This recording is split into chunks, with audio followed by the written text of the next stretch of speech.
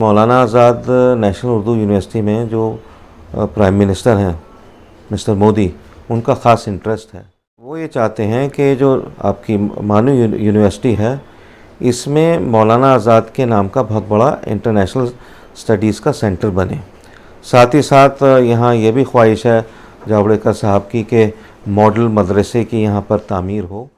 मगर वह मसला यह है कि जो वाइस चांसलर साहब हैं, उनको हज़म नहीं हुई ये बात, और उन्होंने कहा भाई ये आदमी यहाँ आएगा, देखेगा, और जितना ज़्यादा आएगा पॉइंट आउट करेगा, और जो हम आराम से यहाँ बैठ के वक्त गुजारी कर रहे हैं उसके ऊपर भी ये उंगली उठाएगा। वो कहते हैं जी आप इंटरफेयर कर रहे हैं यूनिवर्सिटी के कामों में, और ये आपको जेब नहीं देता, आप चांसलर होके आप जो है बच्चों के सेमिनार में हिस्सा ले रहे हैं, आप अंग्रेज़ी की क्लासेस ले रहे हैं। मेरी कोशिश हमेशा रहती है कि कौम के बच्चों को, मुस्लिम बच्चों को, उर्दू ज़बान को, उर्दू मीडियम के बच्चों को कोई ना कोई फैज़ पहुंच जाए। यानी यूनिवर्सिटी को सुधारने के लिए, यूनिवर्सिटी को अपलिफ्ट करने के लिए पूरा इख्तियार, सारे इख्तियारात चांसलर के पास होते हैं। तो मैं जो 2 बार गया, मैंने जो उनको राय मशवरा दिया वाइस चांसलर साहब को, तो वो ये समझने लगे कि शायद मैं उनके इख्तियारात में दखल अंदाज़ी कर रहा हूँ, जबकि ऐसी बात बिल्कुल नहीं थी। मैं तो वहाँ रिफ़ॉर्म लाने की मेरी कोशिश थी। तो उन्होंने कहा साहब ये सब बेकार, क्या आप बातें कर रहे हैं। तो मैंने कहा नहीं भाई, एक ख़ास तौर से मुझे तकलीफ़ उस वक्त हुई जब HRD मिनिस्ट्री से ये मौलाना आज़ाद का जो सेंटर है उसकी एक्सेप्टेबिलिटी मिल गई, तो उसके ताल्लुक़ से कोई ये लोग तैयारी नहीं कर रहा है। यहाँ पे जो है HRD मिनिस्टर आएंगे 11 नवंबर को, उसका बाकायदा बड़े ज़ोर शोर से काम शुरू हो जाना चाहिए था। बिल्कुल सर्द मोरी है उस फ्रंट पे, और इसको जो है सियासत की काली नज़रों से देखा जा रहा है, जबकि यहाँ सियासियत का कोई ताल्लुक़, कोई मकसद नहीं है। तो उन्होंने क्या किया, उन्होंने मेरी एंट्री को रिस्ट्रिक्शन लगा दी, बैन कर दिया। कहने लगे भाई चांसलर साहब जब भी आएंगे वो मेरी इजाज़त के बगैर नहीं आएंगे।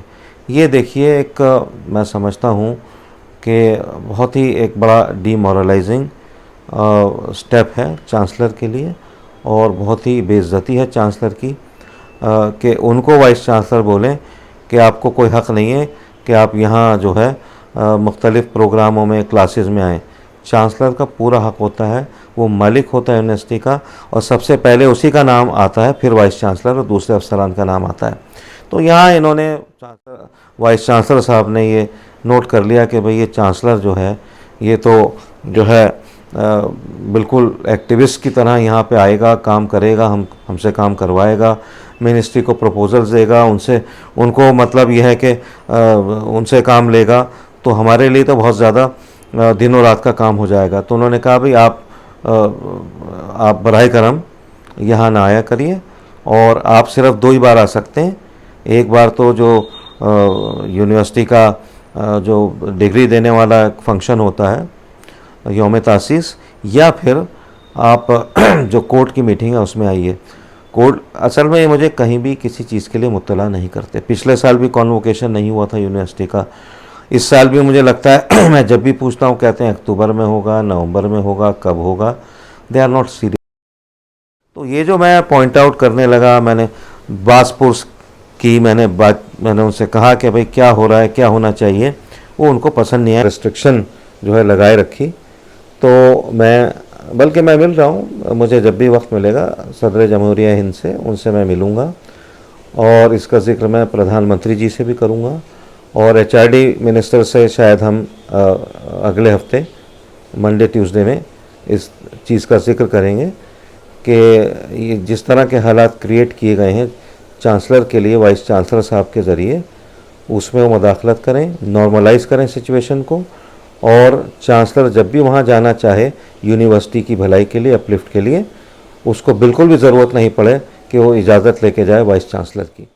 जो उनका ख्वाब है प्राइम मिनिस्टर का, वो ये है कि एक हाथ में कुरान पहले और दूसरे हाथ में कंप्यूटर, और इसी वजह से शायद उन्होंने, हो सकता है उनके जहन में ये ख्वाब जो है, इसकी ताबीर का ज़रिया वो मुझ में देख रहे हों।